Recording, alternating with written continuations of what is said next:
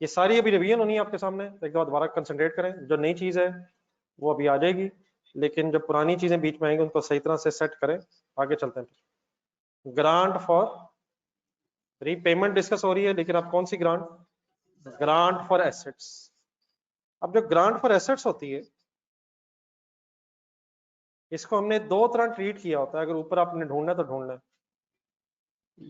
Possible है कि grant for asset को हमने डेफर्ड ग्रांट बनाया हो, और क्या ये भी पॉसिबल है कि हमने उसे एसेट की कॉस्ट से नेट ऑफ किया हो? तो अगर ग्रांट फॉर एसेट्स है और उसकी रीपेमेंट हो रही है, तो अब दो हिस्सों में हम अलग अलग डिस्कस करेंगे।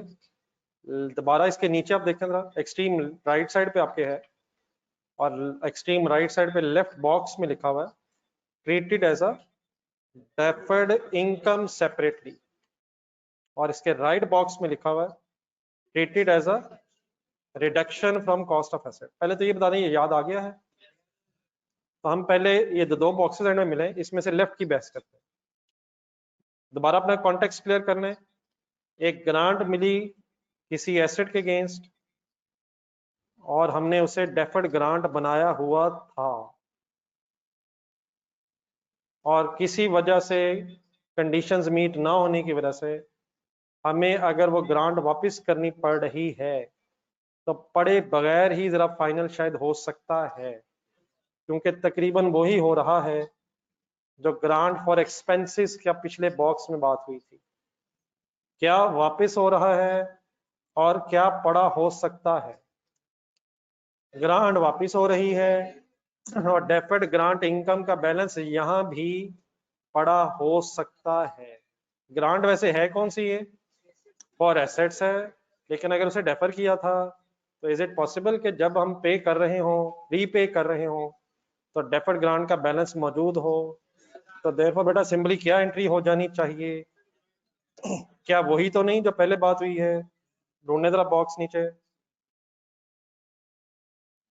First debit against balance of deferred income account if any, and balance if any two the double entry बोल दें प्लीज।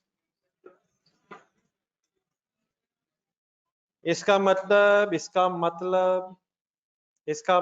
ग्रांट चाहे एक्सपेंसेस से रिलेटेड हो और या एसेट से रिलेटेड हो, अगर डेफर्ड ग्रांट का बैलेंस मौजूद है तो पहले उसे डेबिट करें, और अगर वो कम है तो बैलेंसिंग फिगर को ग्रांट इनकम या एक्सपेंस के नाम से प्रॉफिट एंड लॉस में ट्रांसफर कर दें।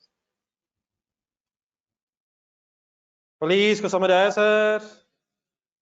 तो अगर डेफर्ड ग्रांट का बैलेंस पड़ा है तो पहले वो ढूंढना है, और अगर अवेलेबल है डेबिट हो जाएगा। बैलेंसिंग फिगर अगर बच जाए तो फिर प्रॉफिट एंड लॉस में चली जाएगी। इसका मतलब कहां और कहां सिमिलैरिटी है? ग्रांट फॉर एक्सपेंसेस में और ग्रांट फॉर एसेट्स में अगर डेफर हुई है तो सिमिलैरिटी। लेकिन क्या ग्रांट फॉर एसेट्स में डेफर्ड ग्रांट एसेट से नेट भी हो जाती है? तो उसकी बस बहस रहती है, वो इंशाल्लाह भी लास्ट बॉक्स में मैं खुद करता हूँ। एक छोटी सी एग्जांपल अगर यहाँ कर लें, एग्जांपल नंबर 10 8 होना, पेज नंबर पेज 161 है, और उसके मिड में नीचे है।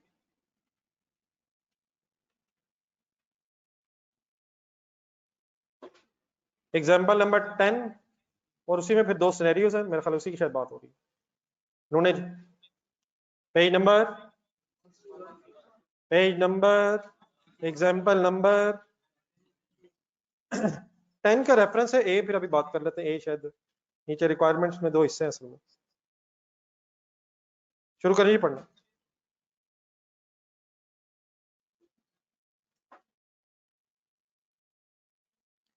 The local government granted the company rupees 10,000 on 1st January 11 to assist in the purchase of a manufacturing plant.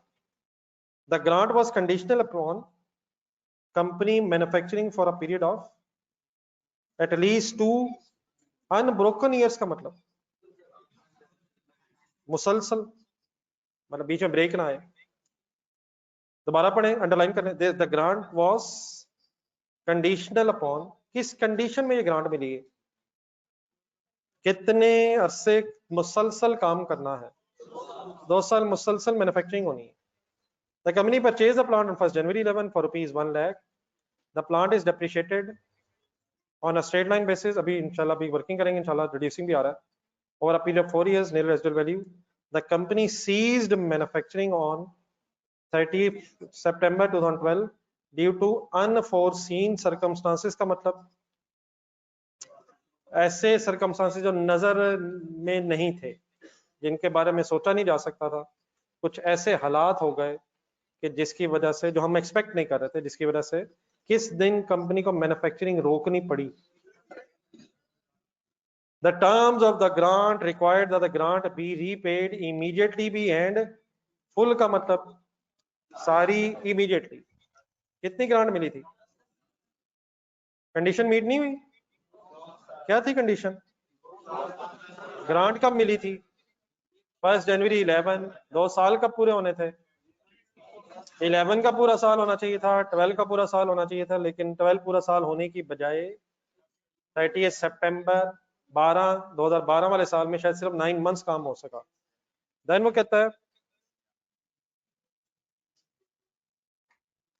Company intends to resume manufacturing in the, हमारा इरादा है कि नेक्स्ट ईयर मैन्युफैक्चरिंग शुरू कर लेंगे, लेकिन कंडीशन क्या थी, मुसलसल 2 साल, इसकी वो ब्रीच हो गई है। Show the general entries for the year ended 31 December 11 and 12, assuming the company number A recognizes grants as grant income, means direct income बनानी है, और B पढ़े recognizes grants as a reduction of the cost of related asset, indirect income, तो दो ही scenarios में, सी शायद वैसे ही आ गया, तो ए सिनेरियो अभी करेंगे, फिर बी में क्या होता है वो बाद में डिस्कस करते हैं।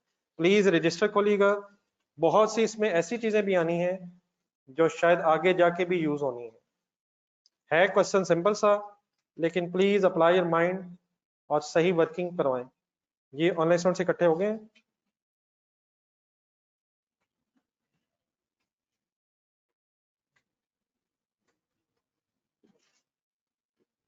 जी sir, Haris, why not sir.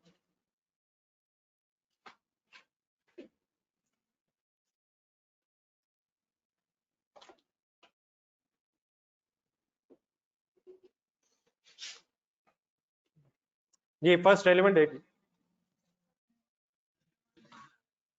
First relevant date 1 जनवरी 2011, लिखवाना शुरू करें sir.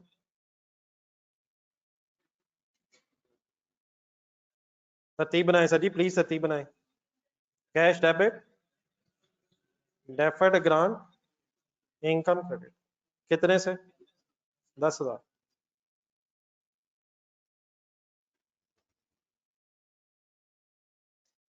Next date, next date,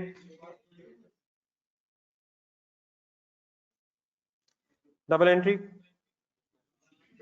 asset खरीदा या प्लान डेबिट, कैश क्रेडिट कितने से, 1 लाख। नेक्स्ट डेट सोच के, सेम डेट या सेम डेट नेट ऑफ होनी है।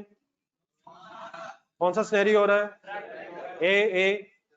नेक्स्ट डेट 31 दिसंबर 11, क्या करें, करें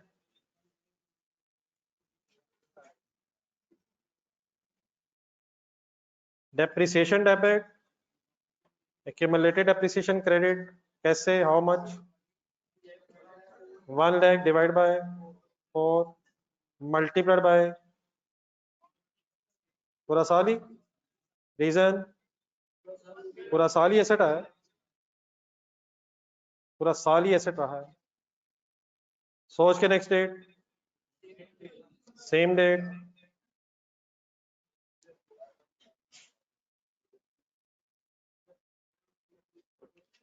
same date working,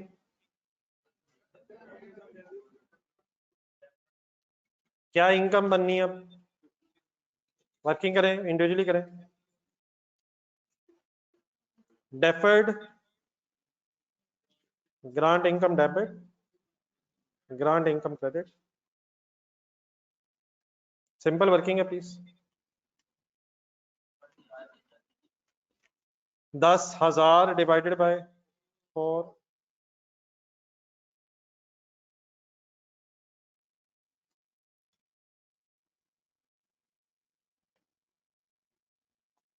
is equal to 2500। ये ठीक है बेटा 2011। अब बात समझ आ जाती है प्लीज जी। नेक्स्ट एक साल और पूरा करवा। अब यहां जरा मेरे साथ बल करें जरा। 11 कंप्लीट है सबका? 11 कंप्लीट है। डाटा देखें, क्वेश्चन का डाटा देखें, नेक्स्ट डेट सोच के बताएं। अब 30 सितंबर पे बेटा रुकना पड़ना पहले, क्योंकि वहां शायद फिर ग्रांट की रीपेमेंट हो रही है। लेकिन क्या 9 मंथ्स पहले एसेट यूज हुआ? तो 9 मंथ्स क्या भी होगा और क्या भी होगा? डेप्रिसिएशन कैलकुलेट करें।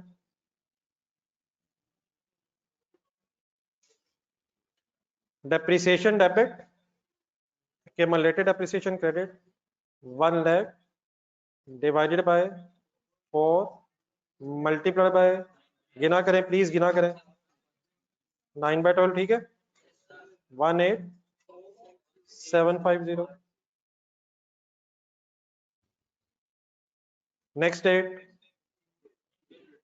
सेम डेट पे पहले अब क्या ज़हन में आना चाहिए? क्या 9 मंथ्स की कोई डेफर्ड ग्रांट इनकम बननी है? Deferred grant income debit, deferred grant income debit, grant income credit by 10,000 divide by 4, 9/12, 1875। इकट्ठे हो यहां तक? कोई कंफ्यूजन? ये 9 मंथ्स क्यों यार? 9 मंथ्स गुजरे, उसके बाद फिर कंडीशन ब्रीच हो गई। जी ऑनलाइन स्टूडेंट्स, कोई कंफ्यूजन?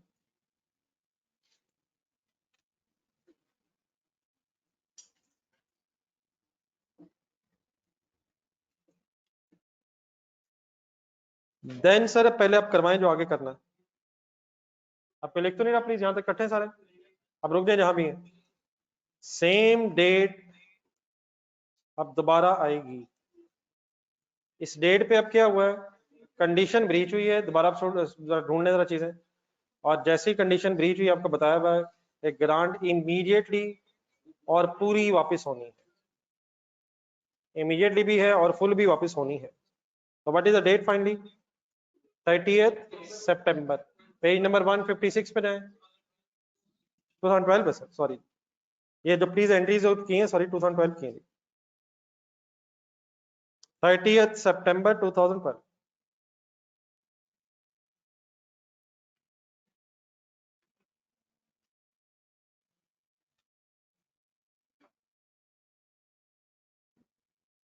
बेटा 9 मंथ्स अगर एसेट यूज हुआ तो 9 मंथ्स की फिर इनकम भी है। जिस तरह से फिर आप एसेट डेप्रिशिएट कर रहे हैं, साथ ही इनकम बन रही है।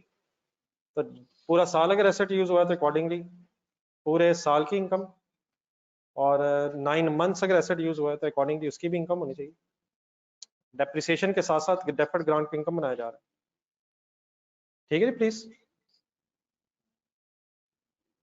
ये सर पेज नंबर 156 पे जाए, एंड में आए। ग्रांट रिलेटेड टू एसेट की बात हो रही है, ये इनकम की? ग्रांट रिलेटेड एसेट है, क्या डेफर्ड इनकम बनाई हुई है? सर क्या डेफर्ड इनकम बनाई हुई है? आप क्या ढूंढेंगे?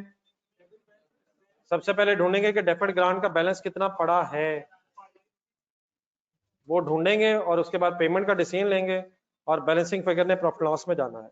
पूरी अगर एंट्री करवा दें तो सबसे बेस्ट हो जाए। कैश बताएं कितना जाएगा?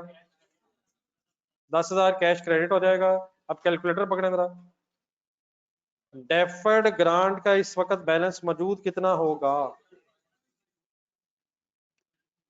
10,000 से ढूंढने जरा अपनी एंट्री सही तरह वर्किंग कीजिएगा। 10,000 डेफर्ड ग्रांट इनकम का बैलेंस बनाया था हमने फर्स्ट एंट्री में, पहले साल के एंड में 2500 ट्रांसफर हुआ, कितना रह गया 7500 ग्रांट का बैलेंस रह गया। फिर 1875 हमने 9 मंथ्स के लिए इनकम बनाया, तो कितना डेफर्ड ग्रांट का बैलेंस रह गया होगा, वर्किंग करवा दें। डेफर्ड ग्रांट इनकम का बैलेंस कैसे कैलकुलेट हुआ, 10,000 minus 2500 and minus 1875 is equal to 5625 और बैलेंसिंग फिगर 4375 क्या वर्ड्स आ जाएंगे, ग्रांट इनकम कह लें, ग्रांट एक्सपेंस कह लें, एंट्री पूरी करें। हाँ जी, साथ प्रॉफिट लॉस वर्ड लिख लीजिएगा, ग्रांट इनकम या एक्सपेंस, लेकिन ये अमाउंट फिर आप प्रॉफिट एंड लॉस में जाए।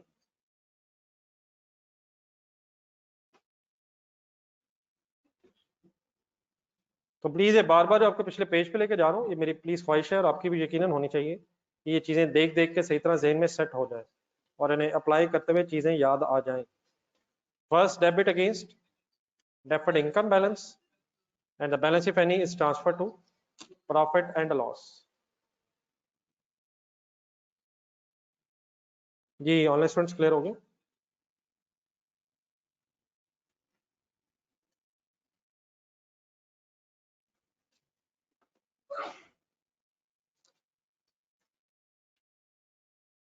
ऑनलाइन स्टूडेंट्स क्लियर हो गए हैं सर?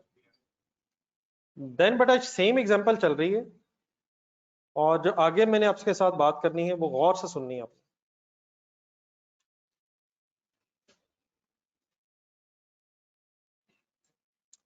यकीनन ग्रांट मिली, उसे इनकम बनाया और फाइनली उसे तो वापस कर दिया है।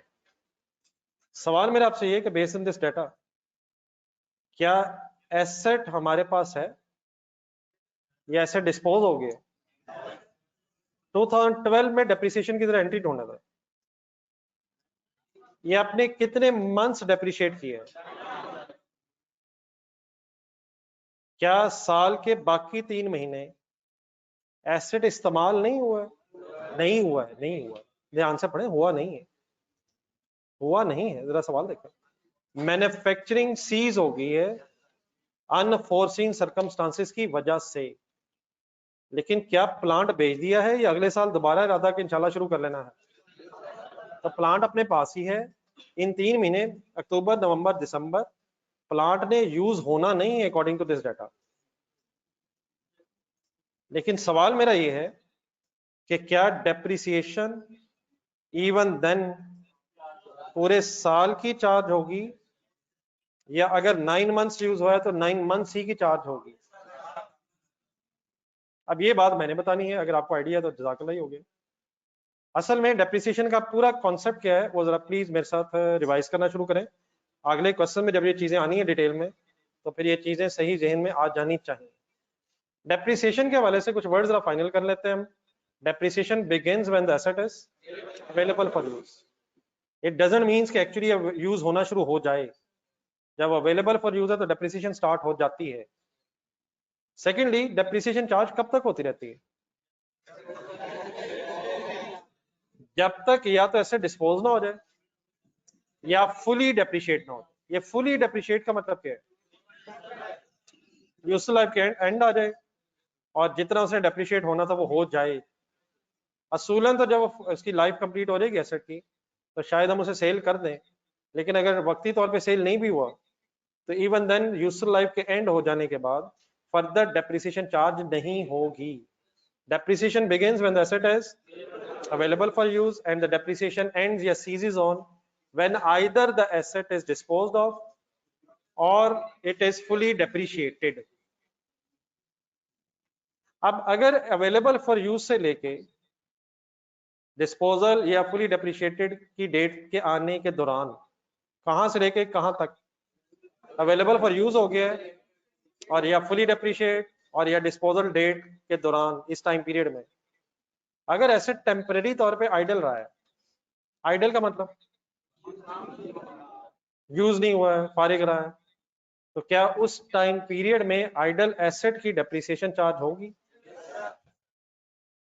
असल में अगर एसेट आइडल रहे, जरा वैसे जरा अपना बिजनेस समझने को मशीनरी आइडल रही है तो चीजें यकीनन इस्तेमाल करने से डेप्रिशिएट तो होती ही हैं, लेकिन चीजें पड़ी पड़ी भी पुरानी भी होना शुरू हो जाती हैं, खराब भी होना शुरू हो जाती हैं, और कुछ ना भी हो तो आउटडेट भी होना शुरू हो जाती हैं।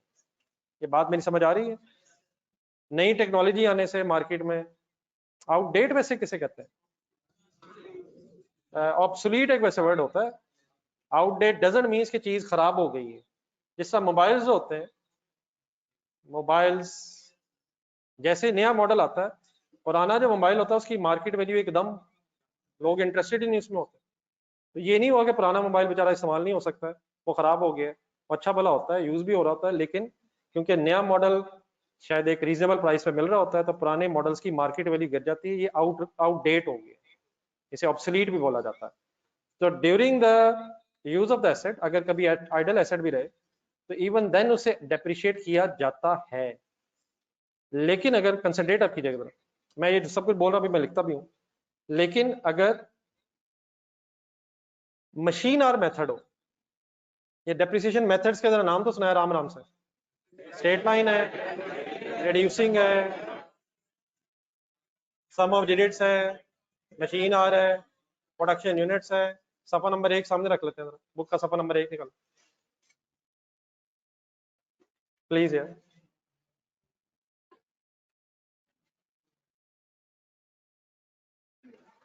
स्ट्रेट लाइन मेथड हो, रिड्यूसिंग हो, नेक्स्ट पेज देखें, सम ऑफ डिजिट्स हो, नहीं नहीं सब नहीं ठीक है, वो तो अब आपने देखनी है 5 यार, मतलब मशीन आर हो, वो हो, ये तो 5 पूरे हो गए। मशीन और मेथड, चले आप इंटरेस्टेड है नंबर 4 देखें। मशीन और मेथड में डेप्रिसिएशन कैलकुलेट कैसे होती है? एक पहले रेट पर आर आ जाता है, फॉर्मूला देख लें, आप रिवाइज करने लगे तो सही तरह रिवाइज कर, इन चीजों ने आना आगे। कॉस्ट लेंगे, रेजिडुअल वैल्यू माइनस करेंगे, डिवाइडेड बाय एस्टिमेटेड आर्स करेंगे, पर आर एक रेट निकाल लेंगे, उस पर आर रेट को फिर आप मल्टीप्लाई करेंगे एक्चुअल आर्स से, एक्चुअल आर्स वर्ग से, और डेप्रिसिएशन मशीन आर्स की बेस पे आ जाएगी। ये बात समझ आते हैं मेरे? फॉर्मूला नंबर 5 देखें। यूनिट्स मेथड में भी क्या होता है, पर आर रेट की जगह पर यूनिट रेट आ जाता है, फार्मूला वही है तकरीबन, डिवाइड बाय आर्स की जगह यूनिट से हो रहा है, टोटल एस्टिमेटेड यूनिट्स, एक पर यूनिट रेट आ जाता है, फिर वो per unit rate actual unit से मल्टीप्लाई होकर आपके पास डेप्रिसिएशन आती है।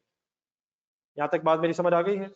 अब मेरे वर्ड सुने और सर, अगर तो मशीन आर मेथड है और मशीन यूज ही नहीं हुई, ड्यूरिंग द ईयर यूज ही नहीं हुई, फिर तो एक्चुअल मशीन आवर्स होंगे ही नहीं, और फिर आप डेप्रिसिएशन कैलकुलेट नहीं कर पाएंगे, क्योंकि मशीन आवर मेथड में रेट मल्टीप्लाई किससे होना है? जो एक्चुअल आवर्स इस्तेमाल हुआ है हमारा एसेट ड्यूरिंग द ईयर। तो अगर मशीन फॉर एग्जांपल पूरा साल ही यूज नहीं हुई, तो मशीन और मेथड अगर आपने यूज किया होगा तो आप डेप्रिसिएशन, अच्छा मैं ये नहीं कह रहा, मेरे वर्ड्स काइंडली गौर से, मैं ये नहीं कह रहा मशीन डेप्रिसिएट नहीं हो रही होगी, मशीन डेप्रिशिएट तो हो रही होगी, आउटडेट हो रही होगी, पुरानी हो रही होगी, मिट्टी भी पड़ रही होगी, बल्कि अगर चीजें आइडल पड़ी हो तो शायद उनकी सफाई भी बंदा सही तरह नहीं करता, शायद ज्यादा डेप्रिशिएट हो रही हो, लेकिन हम डेप्रिसिएशन कैलकुलेट नहीं कर पाएंगे। हमारे अगर एक्चुअल आर जीरो होंगे तो हम जितना मर्जी रेट मल्टीप्लाई करी जाए, हमारे कैलकुलेटर पे आंसर जीरो ही क्यों आना है? क्योंकि एक्चुअल आर जीरो है। इसी तरह अगर यूनिट्स मेथड है और आपने एक्चुअल यूनिट से रेट मल्टीप्लाई करना है, तो इवन देन डेप्रिसिएशन हम यूनिट मेथड में भी कैलकुलेट नहीं कर पाएंगे। तो पूरी बात बेटा ये फाइनली कि अगर आपका एसेट आइडल रहा है, एसेट आइडल रहा है, तो आप अपने आइडल एसेट को भी डेप्रिशिएट करते हैं, सवाए इसके के मशीन आर मेथड या प्रोडक्शन यूनिट्स मेथड यूज हो रहा हो। यहां तक मेरी बात समझ आ गई प्लीज? क्या अब मेरा पिछला पेज देखें, पेज 1, क्या हमें straight line, reducing, sum of digits में भी कोई आर्स की जरूरत पड़ती है? और आपने सिंपली लाइफ को बेस बनाया होता है, तो वहां हमें actual machine hours, actual units की जरूरत नहीं पड़ती है, इसलिए टेम्परेरी आइडल एसेट डेप्रिशिएट किया जाता है, डेप्रिसिएशन उसकी कैलकुलेट होती है, अनलेस कौन से मेथड्स हो जाए, मशीन आर या यूनिट्स मेथड हो जाए। ये जो सारी मैंने बात आपके सामने की है, आपको वैसे पता चला ये मैंने आज ये इस वक्त क्यों की है आपको? अब जरा आए वापस एग्जांपल 10 में, क्या यहाँ एसेट पूरा साल ही डेप्रिशिएट होना है? पहले मैंने 9 महीने डेप्रिशिएट करके रुक क्यों गया था मैं? ताकि उसकी बेस पे हम इनकम बना लें। अब डेफिनेटली हम पूरे साल की इकट्ठी भी डेप्रिसिएशन कैलकुलेट कर सकते थे, लेकिन मैंने जरा चाह आपके सामने ये पॉइंट जरा सही तरह डिस्कस हो जाए। अब 9 मंथ्स की हम चार्ज कर चुके हैं, 3 महीनों की हम और कर लेंगे, लेकिन ये कर क्यों रहे हैं? क्या एसेट यूज हुआ है? हुआ नहीं है, लेकिन मेथड कौन सा है? इसलिए डेप्रिसिएशन कैलकुलेट हो जाएगी। लेकिन इससे पहले कि आप ये एंट्री लिखें, एंट्री के लिए जगह छोड़ दें, और जो मैंने डेप्रिसिएशन के हवाले से 3 बातें की हैं उनको अपने रजिस्टर में नोट कर लें। ये फिर जब जरूरत पड़ेगी तो इंशाल्लाह मुझे याद रहेगा कि मैंने एग्जाम्पल नंबर 10 के नीचे आपके रजिस्टर में ये आंसर आपको लिखवाया हुआ है। आपने कुछ दिन बाद फिर भूल जाना है और आपने कहना है हमें क्या पता, तो मुझे जरा याद रखने में आसानी हो जाएगी कि मैंने कहाँ लिखवाया है। ये नोट 1, डेप्रिसिएशन बिगिंस। अच्छा बात सारी होगी भी है, सेंटेंस में शुरू करूंगा, आपने एंड करवाना। Depreciation begins when the asset is available for use.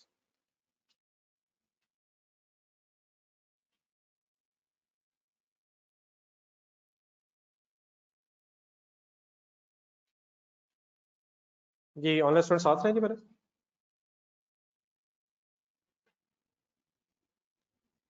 Depreciation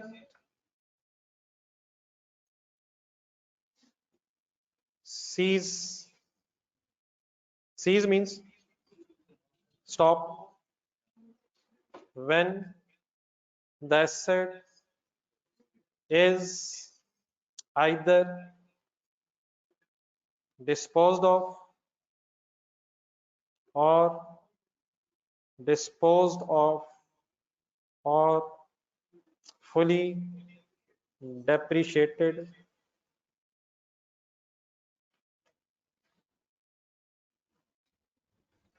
disposed of or fully depreciated। Full stop ना लगाइएगा जरा, रिलैक्स रह के इसके अगले वर्ड सुने जरा। विच एवर इज अर्लियर, ठहरिए ठहरिए, लिखने से पहले बताइए मैं कहना क्या चाहता हूँ। विच एवर इज क्या मतलब? अगर डिस्पोजल पहले हो गई है तो वहां रुक जाएंगे, कंसंट्रेट। डिस्पोजल के बाद भी हम डेप्रिसिएशन चार्ज करेंगे।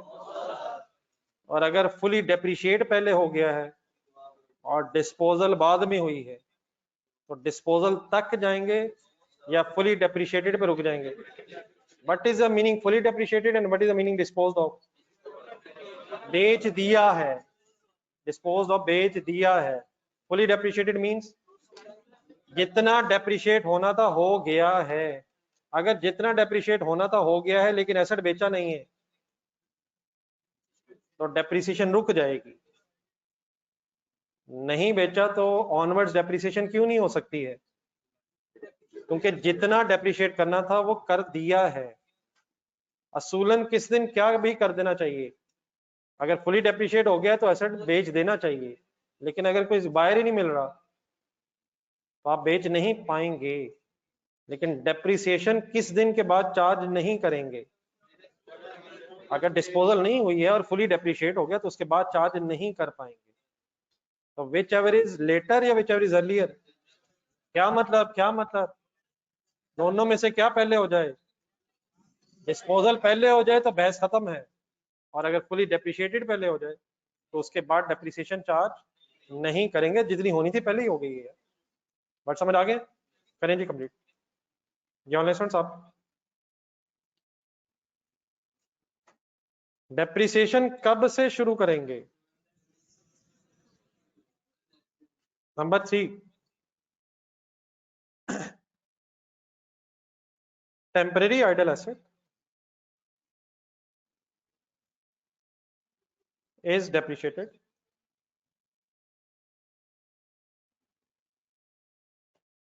temporary idle asset is depreciated unless machine or method or units method is used। Temporary idle asset depreciate किया जाता है सवाए इसके के मशीन आर मेथड या यूनिट्स या प्रोडक्शन यूनिट्स, पूरे वर्ड लिख लो, और production units method is used.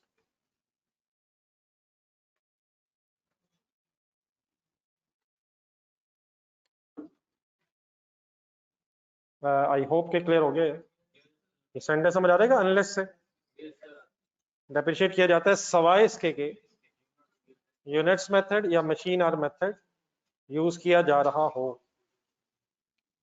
Any confusion ji? Finally चले वाइंड अप करवा दें जी इन सारे पॉइंट्स की बेस पे किस दिन क्या भी करना है। तो पूरे साल की इकट्ठी चार्ज की जा सकती थी, लेकिन अब हमने क्योंकि 9 मंथ्स की हुई है तो 3 मंथ्स की और चार्ज कर दो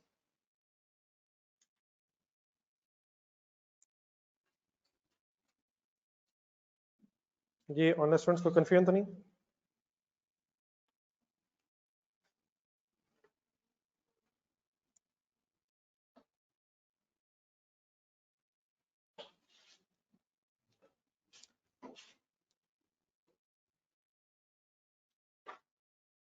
वन लैख डिवाइड बाय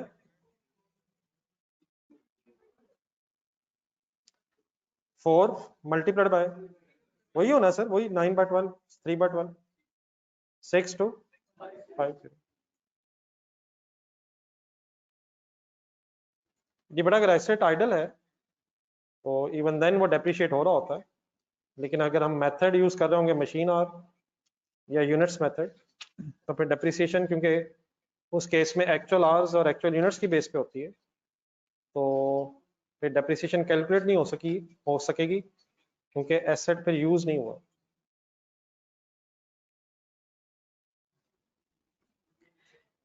ये पेज नंबर 156 पे वापस आ जाए।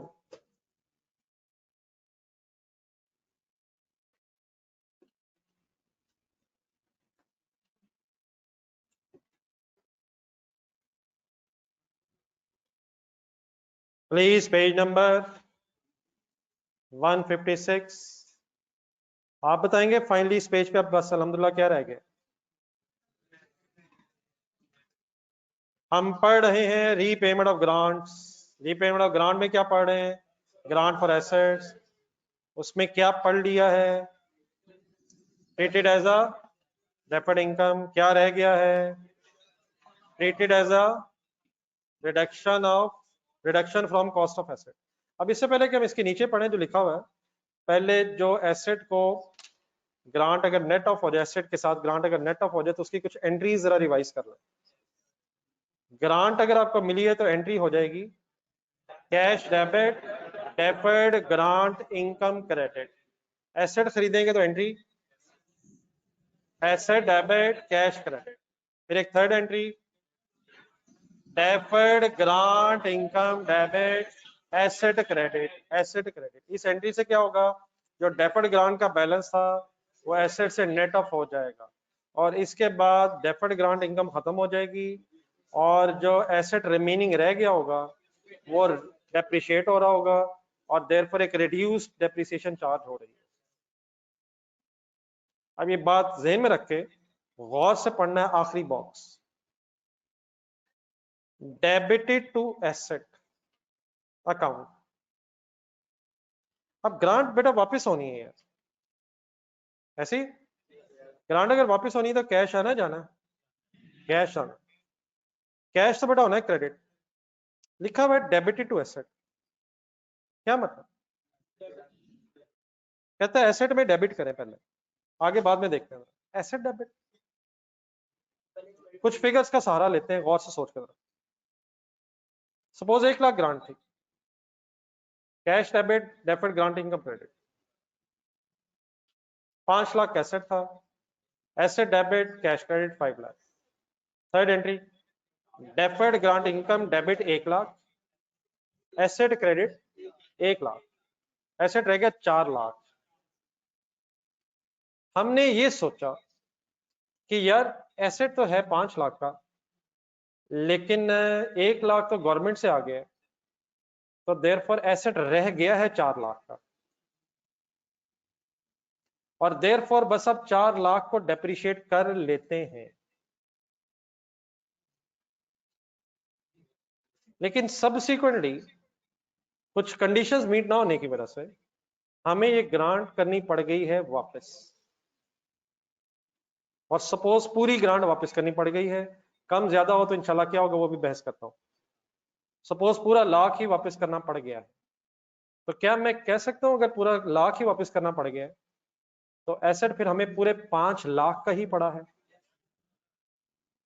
लेकिन हमने तो 4 लाख कर लिया था यार। तो फिर हमें 1 लाख से अब दोबारा बढ़ाना होगा। दोबारा 1 लाख से क्यों बढ़ाना होगा? हम 4 लाख का कर गए थे और बाद में 4 लाख डेप्रिशिएट करते रहे, तो इसका मतलब अगर लाख वापस ही हो रहा है तो इसका मतलब ग्रांट तो कोई भी नहीं थी, तो इसका मतलब एसेट हमें 5 लाख का ही पड़ा। तो एसेट दोबारा बढ़ाएंगे, और अगली बात तो आप समझ ही गए होंगे। और फिर जब से ये नेट ऑफ किया होगा वहां से लेके जिस दिन रीपेमेंट हुई है इस पे एक्स्ट्रा डेप्रिसिएशन चार्ज भी करेंगे। एसिड डेबिट क्यों यार? पहले नेट ऑफ करते हुए एसेट कम हो गया था, और अगर पैसे ही वापस करने पड़ गए हैं तो इसका मतलब एसेट तो हमें उतने का ही पड़ा है जितने का वो था। तो फर्स्ट ऑफ ऑल क्या करें, कैश को डेबिटेड कर दें एसेट अकाउंट में। लेकिन बात खत्म नहीं हुई, एंड रिकॉग्नाइज बॉक्स के अंदर आ जाए। एंड रिकॉग्नाइज क्या क्या क्या? कम्युलेटिव का मतलब टोटल, टोटल एडिशनल डेप्रिसिएशन कब से कब तक की? जब से नेट ऑफ किया होगा वहां से लेकर जब तक रीपेमेंट है उस टाइम पीरियड की कम्युलेटिव टोटल डेप्रिसिएशन कैलकुलेट करेंगे, और इमीडिएटली क्या एंट्री कर देंगे प्रॉफिट एंड लॉस में? क्या कर देंगे सर जी, क्या कर देंगे? Depreciation debit and accumulated depreciation credit. क्या पिछले सालों में जाके ठीक करेंगे या प्रोस्पेक्टिवली ठीक करेंगे? अगर तो हमें पता था कि ये पैसे वापस करने ही पड़ने हैं तो फिर तो हमने पिछले सालों में नेट ऑफ करके गलत किया है, फिर तो ये IAS 8 में रेट्रोस्पेक्टिव एडजस्टमेंट होगी। लेकिन अगर हमें लग रहा था कि इंशाल्लाह कमा लेंगे लेकिन सब्सिक्वेंटली नहीं कमा पाए, कुछ सर्कमस्टांसेस ऐसे हो गए हैं, तो once again it is stated as change in estimate. तो जिस साल रीपेमेंट करेंगे, जिस दिन रीपेमेंट करेंगे, उसी दिन खड़े होके पिछले सारे सालों की जितनी एडजस्टमेंट बनती होगी कम्युलेटिवली डेप्रिसिएशन की एंट्री करेंगे। क्या सारा ऐसा डेप्रिशिएट करेंगे या बस जितने से बढ़ाएंगे उतने पे करेंगे? जितना ऑलरेडी होगा वो तो पहले डेप्रिशिएट हो रहा होगा। हमने फॉर एग्जांपल अगर 1 लाख से बढ़ाया तो क्या जस्ट इसी 1 लाख से पे डेप्रिसिएशन सॉरी चार्ज करेंगे, और इसी 1 लाख को फिर हम जितना अर्सा उसका गुजर गया हुआ था accordingly depreciation profit and loss में चार्ज करेंगे। मेरा ख्याल है ये 2 एंट्रीज लिख लें इसी पेज पे एंड में जगह जरा बना के, ताकि रिवाइज करते हुए नजर पड़ जाए। बाकी भी इंशाल्लाह क्वेश्चन पे अप्लाई करते हैं। नहीं बेटा, ये चेंज इन एस्टिमेट्स है। चेंज इन एस्टिमेट्स का मतलब ये है, यहाँ चेंज इन एस्टिमेट डेफिनेटली हमने पहले जो एस्टिमेट चेंज पढ़े हैं वो सिर्फ 3 पढ़े कि लाइफ बदल जाए, रेट बदल जाए, यूजफुल लाइफ बदल जाए, मेथड बदल जाए। लेकिन एस्टिमेट्स का चेंज का मतलब ये है कि हमें पहले लग रहा था कि हम इस इनकम को कमा लेंगे और अब नहीं कमा पाए, तो ये हमारा जो अंदाजा बदला है, it is also considered as change in estimate. तो वो सिर्फ डेप्रिसिएशन के एंगल से बातें हैं, बाकी मैं इसलिए शायद अभी आगे चल रहा हूँ कि और भी एस्टिमेट्स की एग्जांपल हो सकती हैं, तो फिर इसे प्रोस्पेक्टिवली ट्रीट करें। ठीक है जी, प्लीज।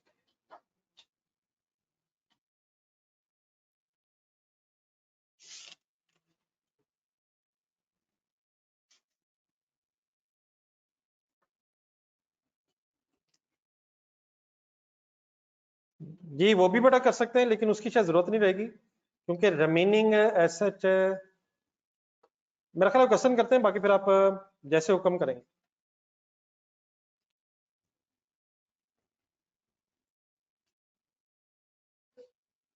वो तो अगर रेजिडुअल वैल्यू का एस्टीमेट मैं खुद याद करवाता हूँ, अभी रेजिडुअल वैल्यू का एस्टीमेट, यूजफुल लाइफ का एस्टीमेट या मेथड बदल जाए तब हमने शायद डिसाइड किया था कि WDV is depreciated over remaining useful life. तो अभी देख लेते हैं, यहाँ भी मेथड, लाइफ या रेजिडुअल वैल्यू का एस्टीमेट नहीं बदल रहा, हमारा ये अंदाजा बदल रहा है कि हम इसे इनकम समझ बैठे थे लेकिन वापस करनी पड़ेगी। तो लेकिन एक मिनट जरा, मेरा ख्याल है जब बात कर रहे हैं उस तरह भी हो सकता है। एक सेकंड, एग्जांपल में डिस्कस करते हैं। वापस आ जाए उसी एग्जांपल में, एक पार्ट बी है, ये नोट कर ली थी एंट्री। पेज नंबर क्या था जी प्लीज, आ जाए जरा। सेम डाटा दोबारा लिख के करेंगे। Requirement B, assuming company recognizes grant as a reduction of the cost of related asset। जी हम स्टार्ट करें जी स्टूडेंट्स। अच्छा इसको जरा दोबारा अलग से सोचें, अगर एसेट से नेट हो रहा तो शुरू कर लें जी।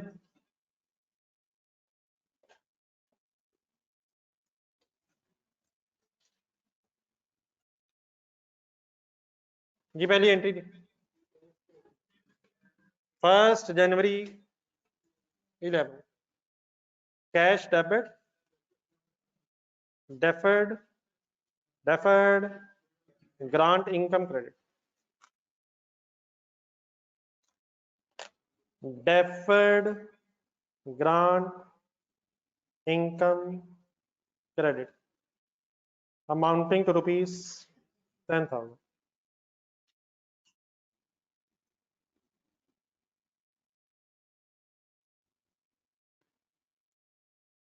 Next date, plant debit, cash credit, amounting to rupees 1 lakh.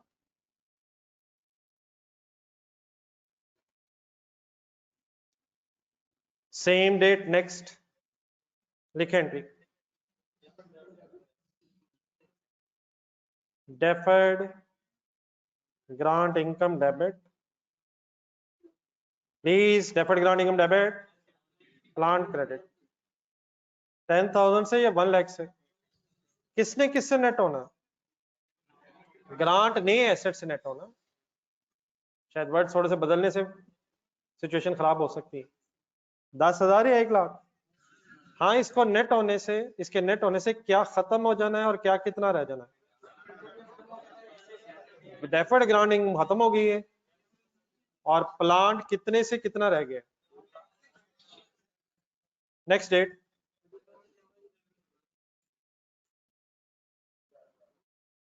करें कंप्लीट।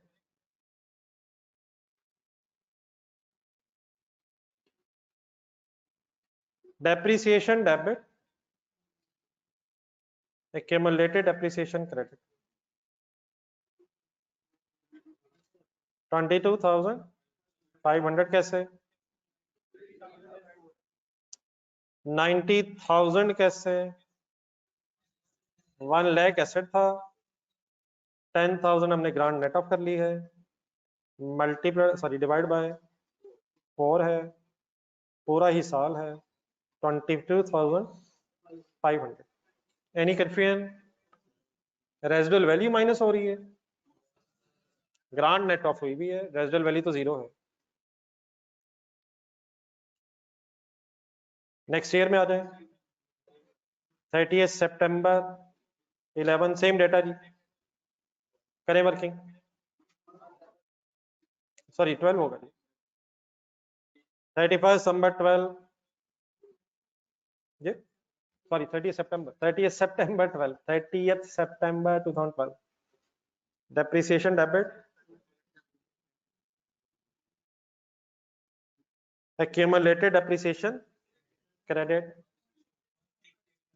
कैसे, 90 डिवाइड बाय 4 मल्टीप्लाइड बाय,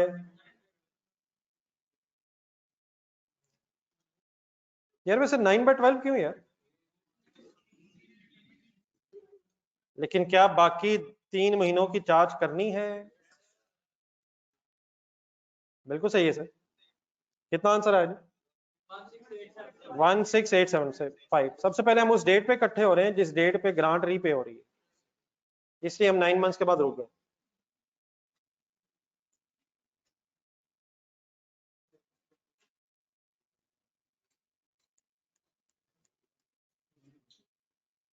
जी यहाँ तक करनी आए, उसके बाद फिर आगे जो होना है प्लीज उसे पहले देखिएगा, वर्किंग करवा दीजिएगा, आराम से बाद में लिख लीजिएगा।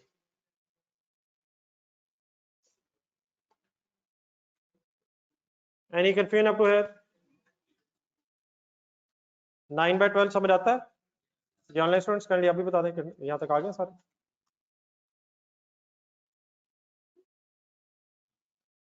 अब I request kindly page number 156 पे जरूर जाए।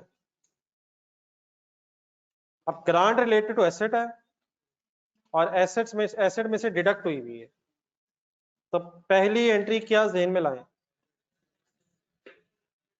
एसेट का नाम हमारे इस केस में प्लांट है, तो प्लांट डेबिट कैश क्रेडिट कितने से? प्लीज यार कितने से यार? 10,000। बात पूरी होने दे प्लीज। सेम डेट पे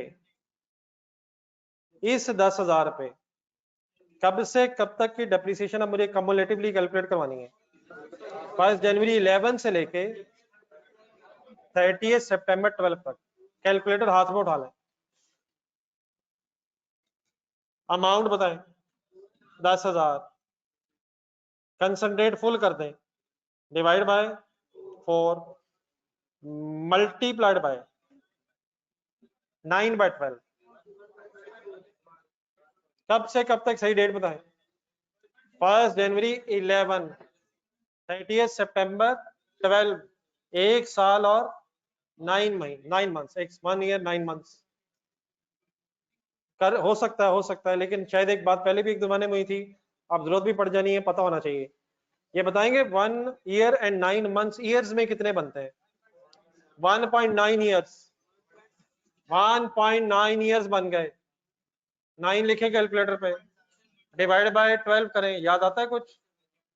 9 मंथ्स डिवाइडेड बाय 12 मंथ्स, 9 महीने गुजरने का मतलब 0.75 ईयर्स। 1.5 ईयर कब होता?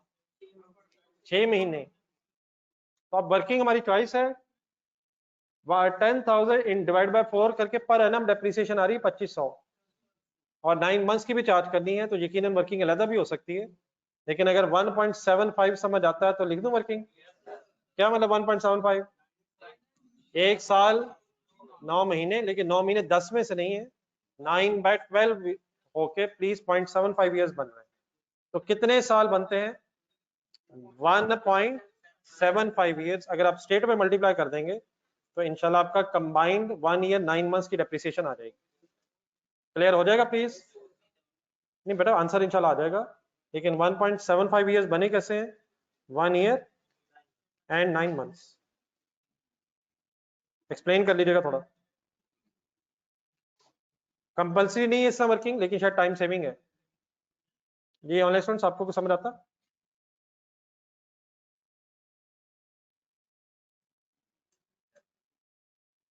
क्या चार्ज कर रहे हैं, क्यों चार्ज कर रहे हैं, किस पे कर रहे हैं? डेप्रिसिएशन चार्ज कर रहे हैं, किस पे चार्ज कर रहे हैं? सारे एसेट पे या जितने से बढ़ा रहे हैं?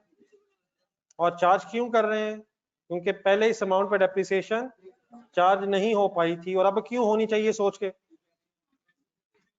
क्योंकि अब एसेट बढ़ा दी, और एसेट क्यों बढ़ा दी है? क्योंकि ग्रांट वापस ही हो गई है। इसका मतलब कोई हमें ग्रांट तो मिली नहीं, एसेट सारा अपना ही था। अमाउंट क्या बता रहे हैं आप लोग? 4375।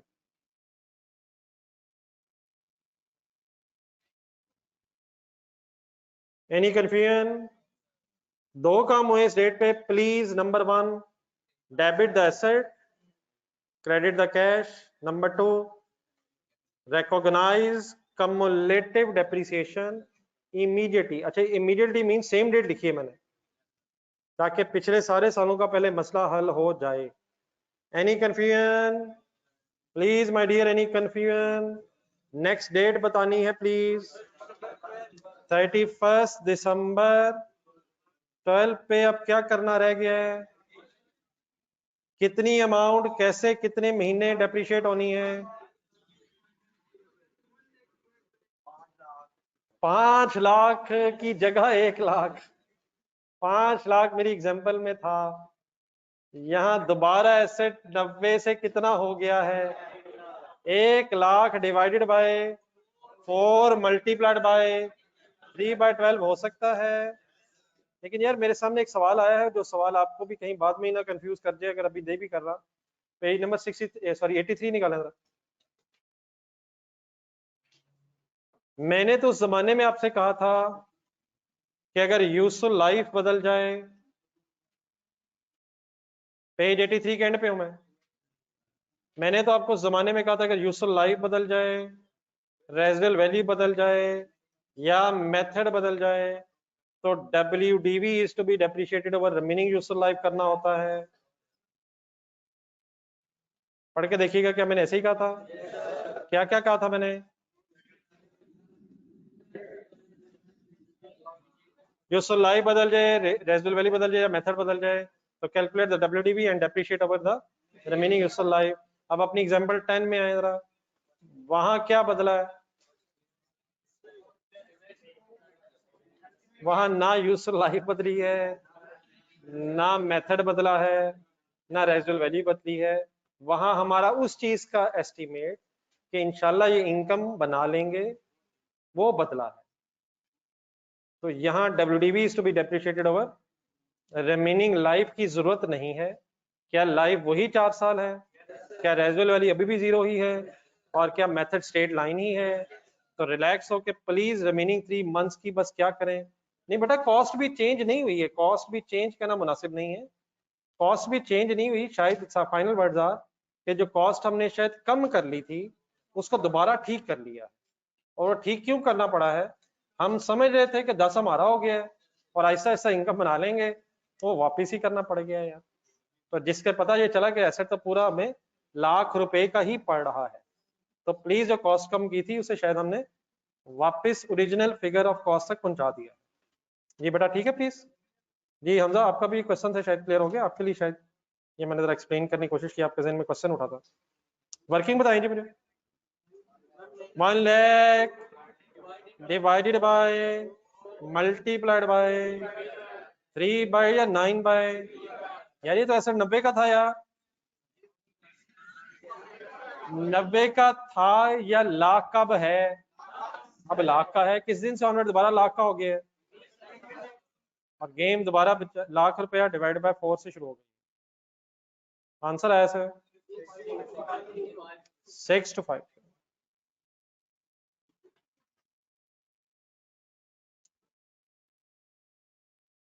Any confusion?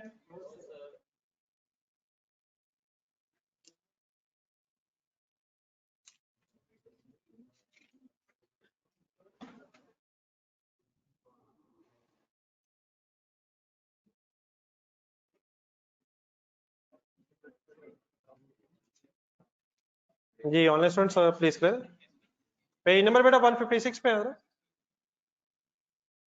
Page number 156। अब फाइनली काइंडली आपके पास 2 मिनट है, इस टेबल को पढ़ के अपने जहन में सेट करें खामोशी से। ये प्रोस्पेक्टिव का मतलब होता है कि जिस साल आप रिकॉर्ड करें उसी साल जाएगी, तो ये पिछले सालों में नहीं जानी, 2012 की प्रॉफिट लॉस में जाएगी। वो तो अगर एरर हुआ तो देन होता है, ठीक है मां।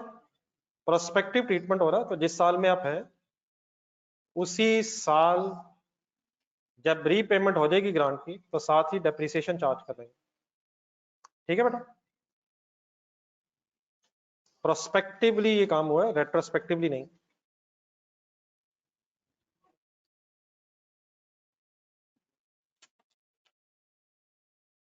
जी हम अगर लिख लेंगे तो काइंडली बताइएगा बेटा।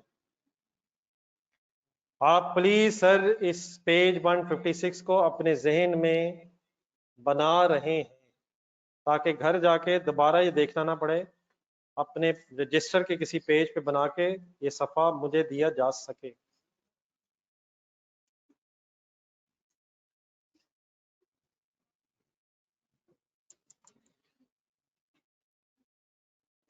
चार मेन हिस्से हैं सर शायद इस पेज के जो आप पढ़ रहे हैं।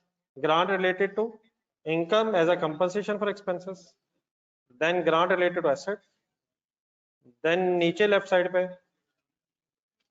Grant as a combination, and finally repayment of grants. पढ़ने 1 मिनट और लगा लो।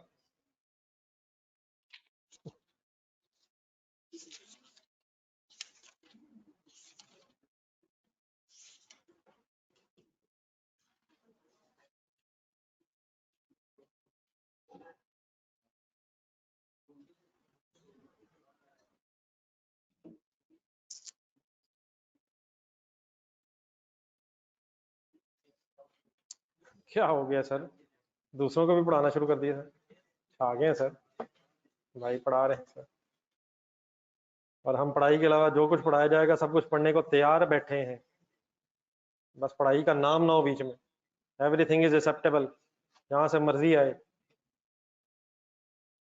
मेरे सामने सर ये क्वेश्चन आया हुआ है, देख लिया पेज आप लोगों ने? ये जो अभी एंट्रीज आपने की हैं, मेरे सामने क्वेश्चन आ गया, सर अपनी एंट्रीज देखें रजिस्टर में।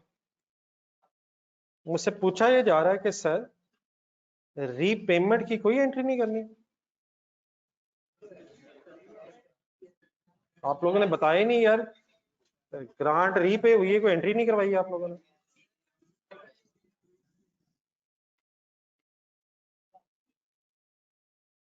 आपको पता है कौन सी एंट्री रीपेमेंट की है? अगर बेटा ऐसे नेट हो गया तो प्लान डेबिट कैश क्रेडिट यही रीपेमेंट की एंट्री है। डेफर्ड इनकम कब डेबिट करेंगे?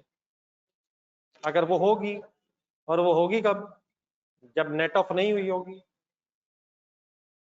1.75 बेटा मैंने निकाला है, 2011 का पूरा साल है, 2011 पूरा साल है, और 2012 के 9 मंथ्स है।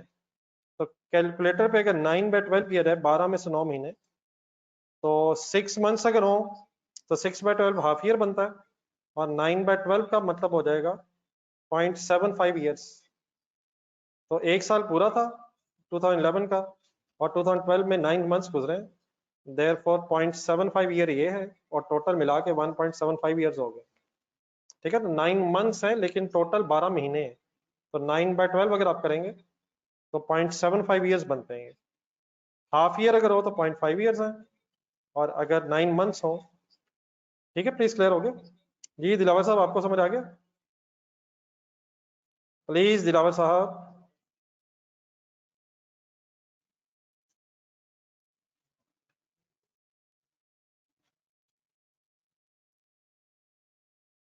ये बेटा क्यों नहीं पता चलेगा, हम सारे अकाउंटेंट्स हैं, प्लीज हमें क्यों नहीं पता चलेगा कि ये रीपेमेंट हुई है? हम इसके नीचे इंग्लिश में लिख लेते हैं, इसके नीचे एक लाइन लिखें जी, ये जो एंट्री हुई है प्लान डेबिट कैश क्रेडिट, क्या हमें पता नहीं चल रहा कि ये रीपेमेंट हुई है? हमें बेटा क्यों नहीं पता चल रहा, हमें तो पता है, लेकिन हम इंग्लिश में लिख लेते हैं, रीपेमेंट ऑफ ग्रांट।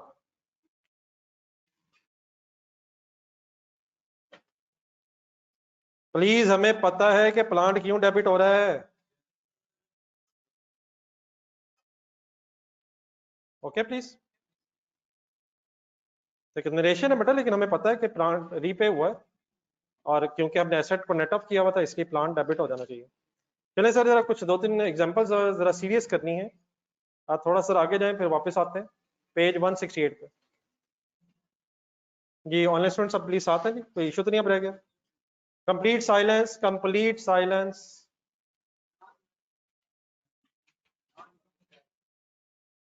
वो तो बेटा एसेट क्रेडिट हो जाएगा बस, एसेट हमने जो क्रेडिट हो जाएगा और एसेट हम वापस कर देंगे, उसमें कैश नहीं जाना था, नॉन मॉनेटरी एसेट है, फिर वो बस ये डिपेंड करेगा कि हमने उसकी जो पहले एंट्री की हुई बस उसे उलट कर देंगे। हमने एंट्री की होगी asset debit deferred grant income credit, तो उसको उलट कर देंगे। और अगर for example deferred grant income कम आ रही है तो बैलेंसिंग फिगर वही प्रॉफिट लॉस में जाएगी, उस केस में कैश क्रेडिट नहीं आएगा, रीपेमेंट के एंगल से बात नहीं है, फिर शायद एसेट रीपे होगा। ठीक है जी, पेज नंबर 168 पे आप हैं, और इसके स्टार्ट में भी एक एग्जांपल है, लेकिन पहले आपने इसकी दूसरी एग्जांपल पे आना है। अब बिल्कुल कंसंट्रेट, बिल्कुल जरा डिस्टर्बेंस नहीं रखनी, चीजें थोड़ी सी जरा टफ होनी है, लॉजिकली प्लीज साथ साथ मेरे चलना है। इस वक्त मैं आपके साथ किस पेज पे हूं? पेज नंबर 168 पे हूं, और एग्जाम्पल जो सेकंड आ रही है नीचे उसको पढ़ना चाह रहा हूं।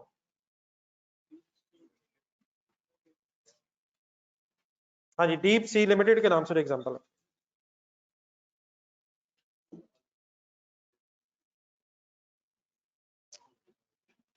जी। रेडी है बेटा ऑनलाइन स्टूडेंट सारे? बेटा प्लीज ऐसा कीजिएगा यार, please please just 1 minute resist करके एग्जाम्पल पढ़ना है, साथ वाले को इग्नोर करके। Let's start the example. On 1 जनवरी 2020 Deep Sea Limited installed a non-current asset with a cost of rupees 5 lakh and received a grant of rupees 1 lakh in relation to that asset. Asset is being depreciated on the straight line basis over 5 years. Next sentence underline करना है. Grant of 90,000 was repaid on 1st January 2022 on failing to meet the few conditions of grant. सिर्फ difference क्या है जो अभी पढ़ के आए हम. पूरी ग्रांट वापस नहीं हो रही, लाख ग्रांट मिली थी, 90,000 वापस करनी पड़ रही है. रिक्वायरमेंट पढ़े. जर्नल एंट्री तो आपने कुछ बनानी है, मुझे बनवानी है फॉर द ईयर्स एंडेड 31 दिसंबर 2020 टू 2022, 20, 21 और 22. ब्रैकेट पढ़े. अंडर कौन से दो methods of presentation?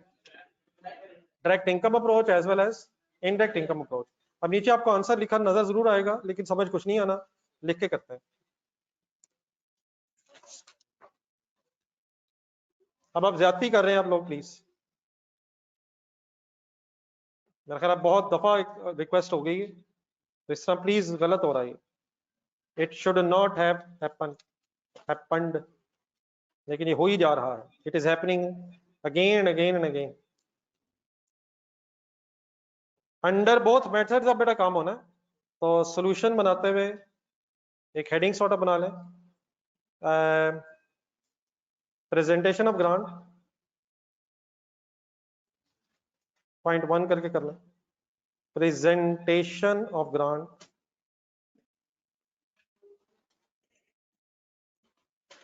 As deferred income. दूसरी हेडिंग सोच के बताएं फिर क्या बनवाएंगे मेरे. Presentation of grant as deduction from asset. कुछ कर लेंगे. तो इस वक्त मैं क्या चाह रहा हूँ इस हेडिंग में?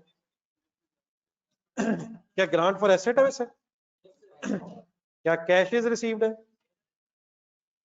और उसको मैं डेफर्ड ग्रांट इनकम के तौर पे रख रहा हूं.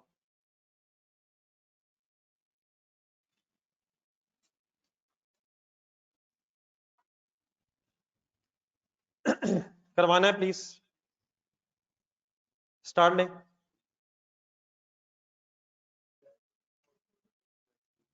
जी फर्स्ट रेलिवेंट एंट्री.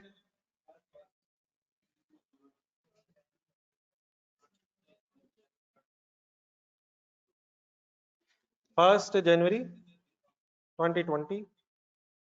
ये क्या खरीदा जी? नॉन करंट एसेट कह रहा है.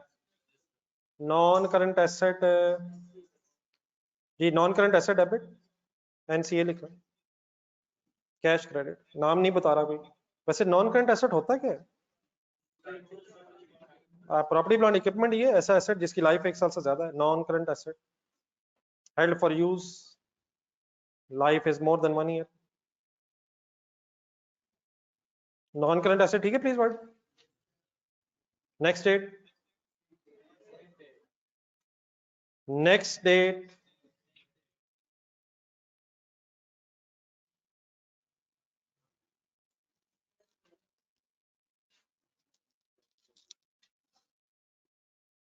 जी डबल एंट्री.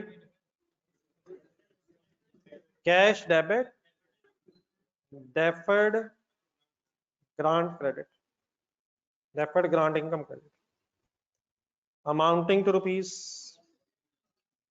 1 लाख. रुपीज में लिख रहे हैं ना आप, पूरा लिख रहे हैं. 5 लाख 1 लाख. जी वो तो नीचे बड़ा आंसर में लिखा हुआ, हम तो अपनी वर्किंग कर रहे हैं ना. 1 लाख.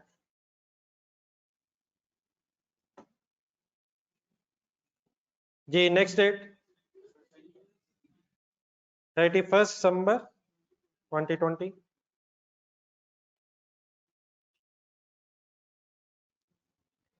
जी बेटा ऑब्जर्व सेम डेट पे एंट्रीज है. मेरा ख्याल है अगर ऊपर नीचे कर लें तो तब भी ठीक है. मेरा ख्याल है अब हमें सीक्वेंस जो दिया हुआ है, पहले एसेट की बात हुई हुई है, बाद में रिसीव की बात हुई हुई है, सेम डेट है. ऊपर नीचे अगर हो जाए तो डेफिनेटली कोई इशू वाली बहस नहीं है. Depreciation debit, accumulated depreciation credit 5 lakh divided by 5, पूरा साल ही है 1 lakh.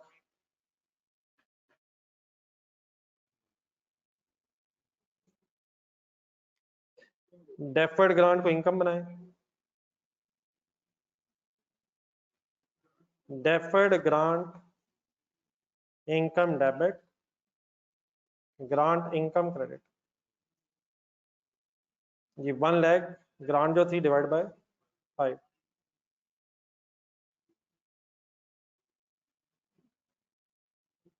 20,000।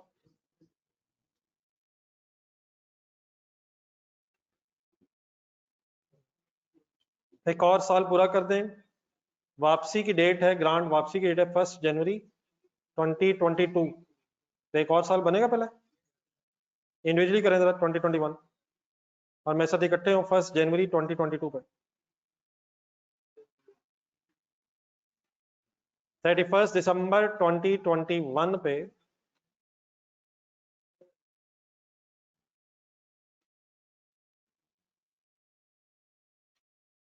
Depreciation debit, accumulated depreciation credit 5 lakh divided by 5 rupees 1 lakh, rupees 1 lakh।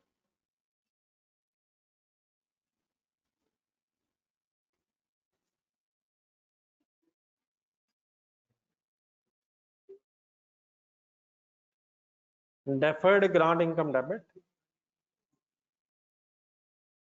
grant income credit।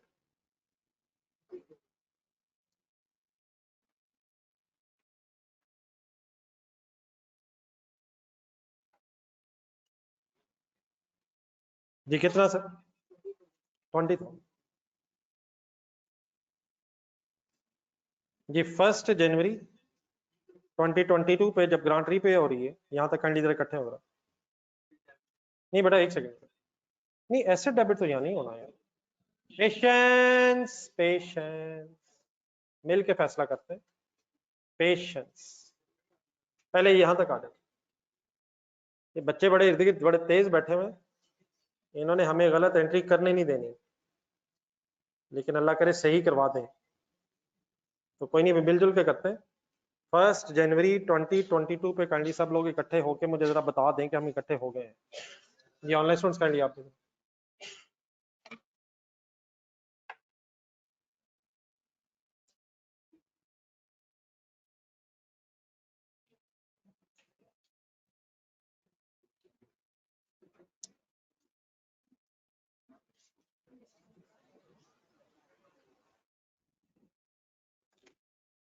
Ji note कर चुके हैं सब।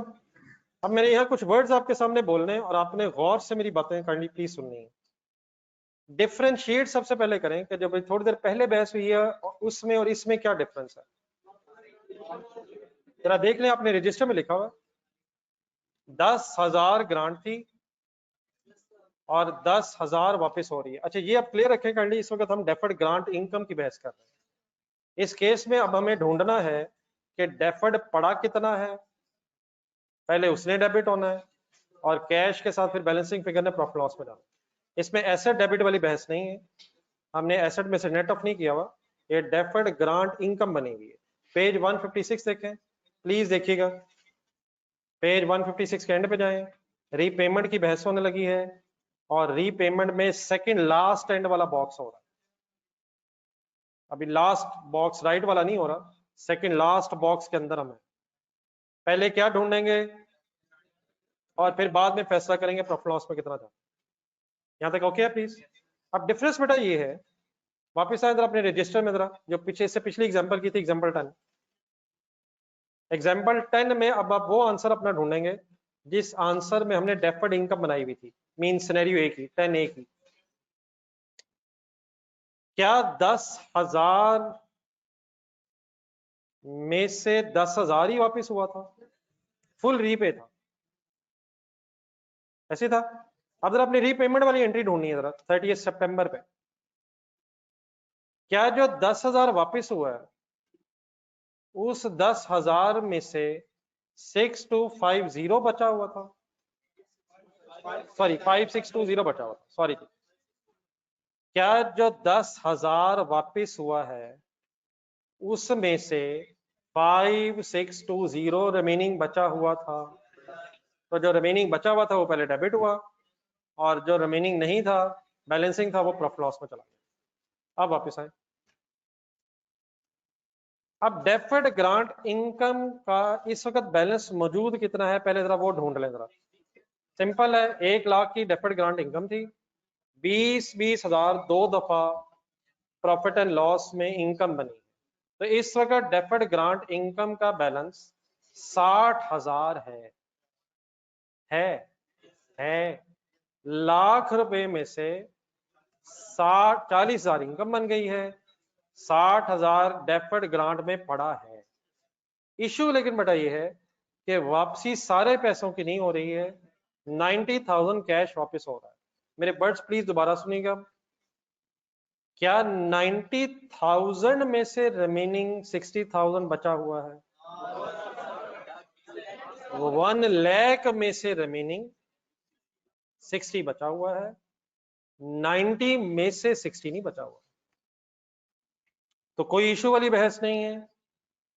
मैंने थोड़ी देर पहले वर्ड क्या बोले थे जब मैं आपको 5625 दिखा रहा था रजिस्टर में, एक सेकंड जरा दोबारा सुने, वो फिगर सामने रखे 5625। क्या जो वापस हो रहा है 10,000 उसमें से 562025 बचा हुआ है, जो वापस हो रहा है उसमें से डेफर 5625 रिमेनिंग बचा हुआ है। तो अब वापस आए जरा सवाल में, हमें सिंपली ढूंढना क्या होता है कि जो वापस हो रहा है उसमें से कितना डेफर पड़ा है। तो 60,000 90 में से डेफर्ड नहीं है, 60,000 तो 1 लाख में से डेफर्ड है। तो अब हम क्या कर सकते हैं, कैलकुलेटर हाथ में पकड़ लेते हैं, और कोई वर्किंग करने से पहले कोई अच्छे से वर्ड्स ट्राई करेंगे, जो मैंने भी कोशिश की आपके सामने बोलने की। अब करने क्या लगे हम, 90,000 में से कितना डेफर्ड पड़ा है। अगर ग्रांट ही 90 मिली होती तो डिवाइड बाय 5 करें, 90,000 डिवाइड बाय 5 क्या है, ये 18,000 यार। ये एक साल इनकम बननी थी, किसमें से, 90 में से। एक और साल और 18,000 इनकम बननी थी, टोटल कितना हो जाना था, किस में से कितना हो जाना था, 90 में से 36,000 क्या इनकम बन गया होगा। और जाने थे 40 इनकम बना हुआ है, कमाल है यार। लाख में से 40 इनकम बना हुआ है, 90 में से 36,000 इनकम बना हुआ है, लाख में से 60 रिमेनिंग बचा हुआ है, 90 में से रिमेनिंग 54,000 बचा होगा यार। 54,000 कहां से अचानक आ गया यार, 90,000 माइनस 36,000। तो what we have to find out कि जो अमाउंट पे हो रही है, रीपे हो रही है, उसमें से डेफर्ड कितना बचा हुआ है। ये लिख लेते हैं, सेंटेंस आपके पास लिखा भी हुआ है, पहले जरा हजम करने का तरीका क्या अडॉप्ट किया मैंने। 90 डिवाइड बाय 5, 2 साल गुजरे, 18,000 इंटू 2, 90 में से 2 साल 36,000 इनकम बन गया होगा, और 90 में से 54,000 रिमेनिंग डेफर्ड आ रहा होगा। देयरफॉर अब 90,000 की एंट्री मुझे बताई जा सकती है क्या यार, cash credit 90,000, deferred income debit bye 54,000, और यार ग्रांट इनकम या एक्सपेंस डेबिट बाय, अच्छा 36,000 क्यों रिमेनिंग आ रहा है, ये भी पता है आप लोगों को। यही इनकम रिवर्स होनी है। अगर 90 वापस हो गया है तो इस 90 के अगेंस्ट जितनी इनकम बनाई हुई थी वो हमारी इनकम नहीं बन सकी। अपने हाथ से एंट्री लिखेंगे, बिस्मिल्लाह पढ़े। जी सर, मेरा ख्याल आंसर सेम ही आएगा, तरीके हो सकते हैं। अब मेरा ख्याल है शायद ये आसान है समझना। जो अमाउंट रीपे हो रही है उसमें से कितना बचा हुआ है, बाकी डेफिनेटली वर्किंग के तरीके तो एक से ज्यादा हो सकते हैं। जी ऑनलाइन स्टूडेंट्स, आपको कुछ समझ आया?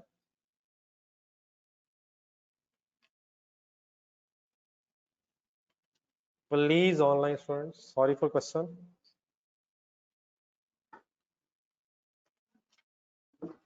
Cash credit by 90,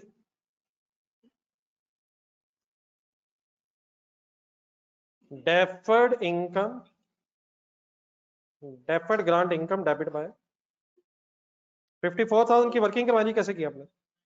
90 minus 90 divide by 5 multiplied by 2, bracket में खुद ही 36 सॉल्व हुआ और ब्रैकेट से बाहर आंसर 54,000 आ गया। बाकी अगर आपने वर्किंग किसी और तरीके से लिखी है तो एक्सेप्टेबल है। ये मैंने ब्रैकेट में किया, वैसे क्या है 90 डिवाइड बाय 5 इंटू 2 कहां से आया? कौन से 2 साल जो गुजर चुके थे, 20 और 21। बैलेंसिंग फिगर 36,000, 36,000 के साथ वर्ड्स डेफर्ड ग्रांट इनकम कहां जानी है?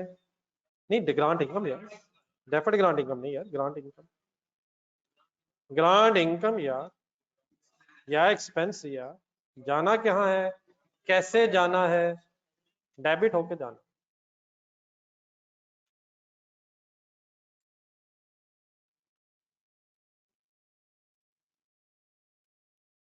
Any confusion? Any confusion? अच्छा इससे कीजिएगा, जो मैंने आपके सामने ये बात सारी बोली है आपके पास पेज 169 पे लिखी हुई, इसलिए खुद से लिखने की बजाय मेरा ख्याल है मैंने शायद आंसर भी इसलिए इसका रहने दिया बीच में कि इसकी जरा एक एंट्री ढूंढे 1 जनवरी वाली ऊपर, पेज 169 पे जहां आंसर था, लेकिन ऊपर जो दूसरी एंट्री है स्टार्ट में, एंट्री तो अल्हम्दुलिल्लाह आपने लिख ली है, लेकिन ये जो डेबिट हुआ है इसके साथ ब्रैकेट में एक एक्सप्लेनेशन लिखी हुई है, जरा इसको ढूंढ के जरा अंडरलाइन अगर कर लें।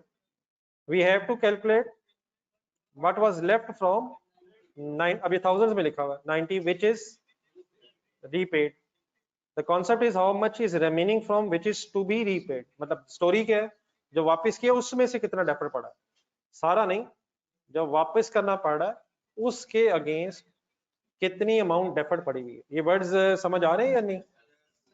प्लीज वर्ड समझ आ रहे हैं? लेकिन बात अभी खत्म क्यों नहीं हुई, ये कंप्लीट करें जरा, 2022 की एंट्रीज पूरी करें। नहीं बेटा, डेफर्ड ग्रांट इनकम से पहले शायद एक और चीज है मिलाएं यार, क्या इस साल की डेप्रिसिएशन को यानी है कितनी? फुल ईयर आनी, ठीक है, बिल्कुल ठीक है, full year full year full year full year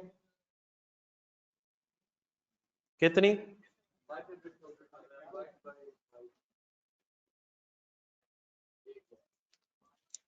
1 lakh, okay, divide by 5 ही होगा यार, 5 लाख डिवाइड बाय 5,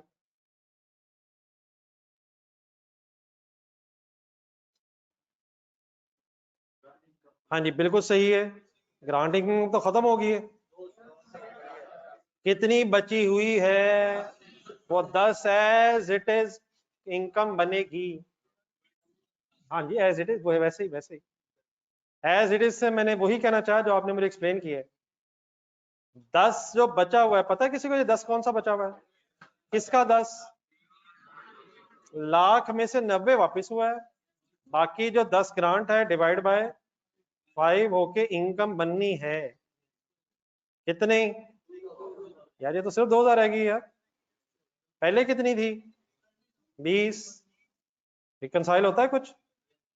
19 गया तो 18 भी इनकम भी गई और सिर्फ 2000 रिमेनिंग अमाउंट की इनकम रह गई।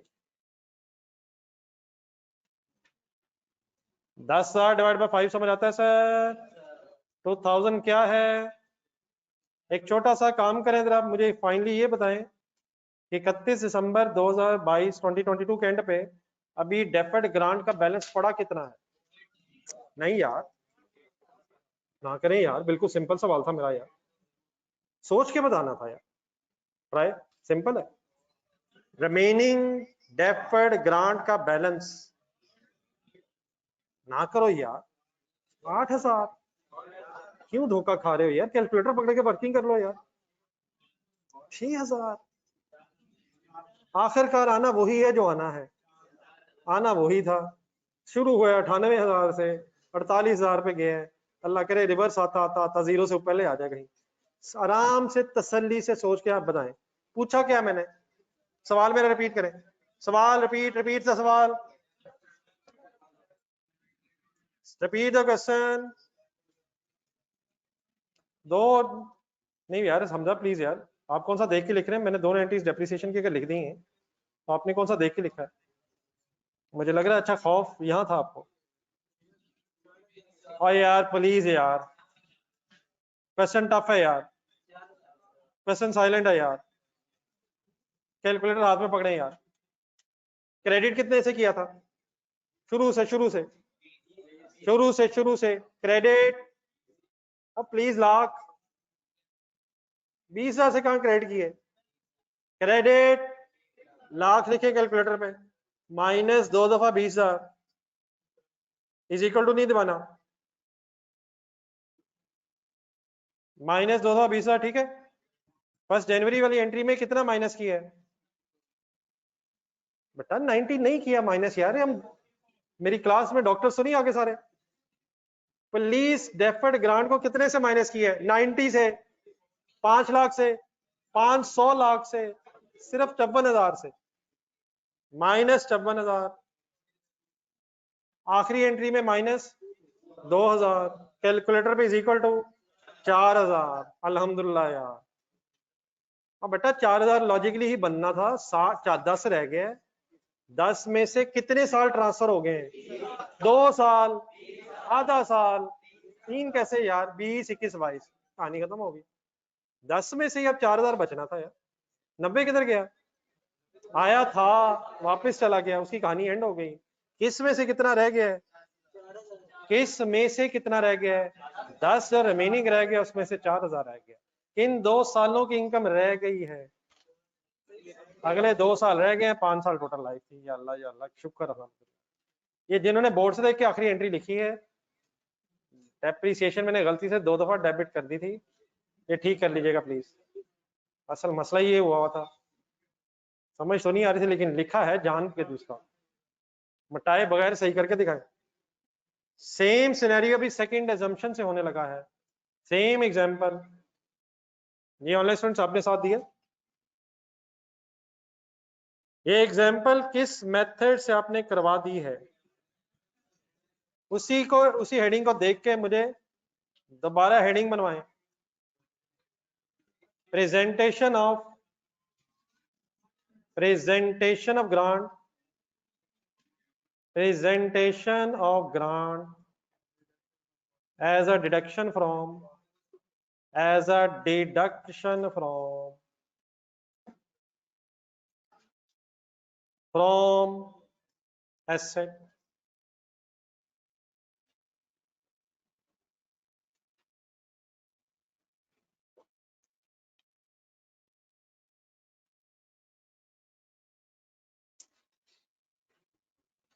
ये लास्ट लाइन वाले हजार, लास्ट लाइन तक हजार साथ है सर, कोई इशू तो नहीं प्लीज सर? जी बेटा शुरू करवाएं जरा, सारी सारी एग्जांपल दोबारा सॉल्व करें। 1 जनवरी 2020, double entry, non current asset debit, cash credit 5 lakh.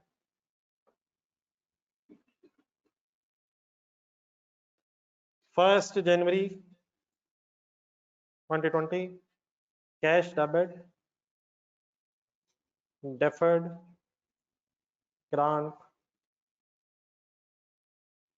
income credit by rupees 1 lakh।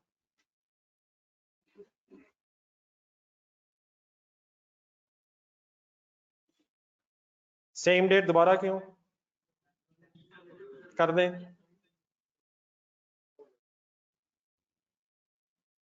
Deferred grant income debit बिल्कुल सही है, नॉन करंट एसेट क्रेडिट होना। कितने से कितने वाला एसेट कितना रह गया, और क्या बुक से निकल गया? डेफर्ड ग्रांट इनकम बुक से निकल गई। नेक्स्ट डेट 31 दिसंबर 2020, चार्ज करंट एप्रिसिएशन।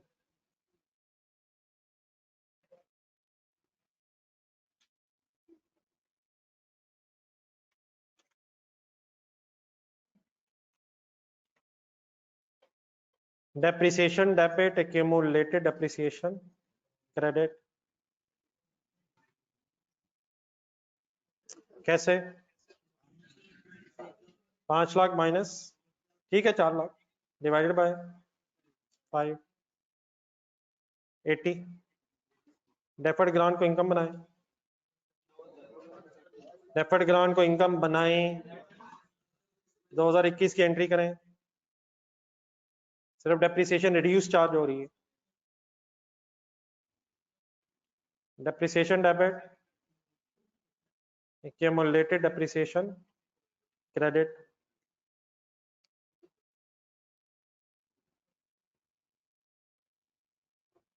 एटी, ठीक है।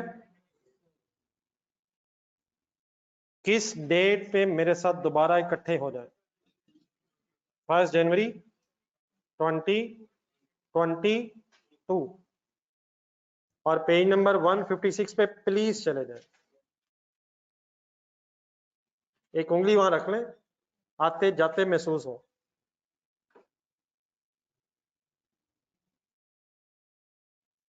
जी बड़ा ऑनलाइन रेडी है सारे इकट्ठे? और दानियाल दूसरी दफा डेप्रिसिएशन की सेम एंट्री विद अमाउंट देख के लिख रहा है, लेकिन प्लीज डेट डिफरेंट है यार, 2020 और 2021।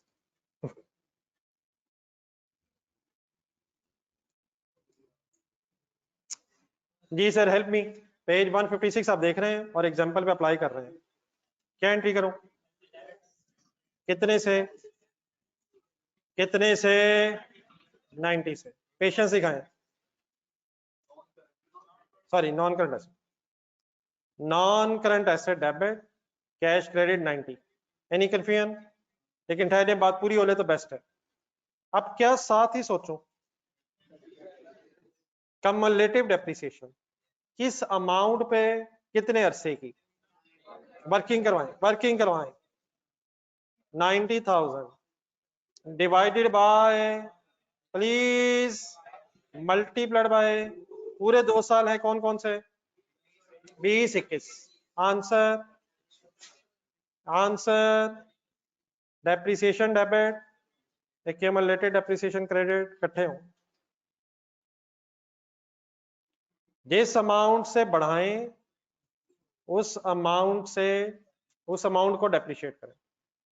यहां पे इस वक्त तक कोई नया मसला नहीं आया कि नया नहीं सोचना पड़ा, जितना कैश क्रेडिट हो रहा है उतना एसेट डेबिट कर दें।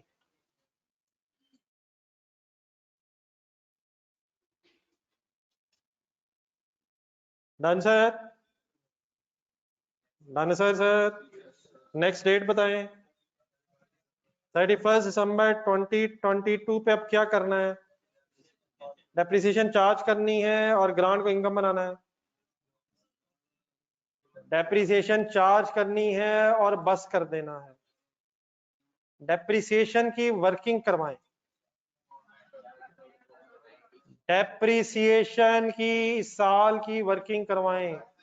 4 लाख डिवाइडेड बाय 5 लाख यार, वो ऐसे दोबारा लाख से ना 4 ना 5, उसकी जगह सही फिगर बताएं। 490 कैसे?